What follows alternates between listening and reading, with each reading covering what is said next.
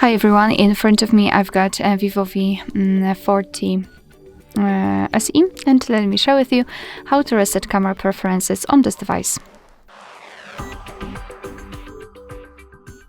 So let's start with opening the camera app, and I hope that you can see those green lines. I've applied them before I've started recording because I'd like to show you a visual evidence that the reset option will work, so they should disappear.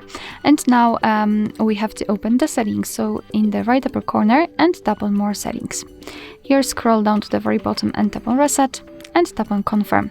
And as you can see, we just got back to the camera, and here we've got some evidences that reset option worked.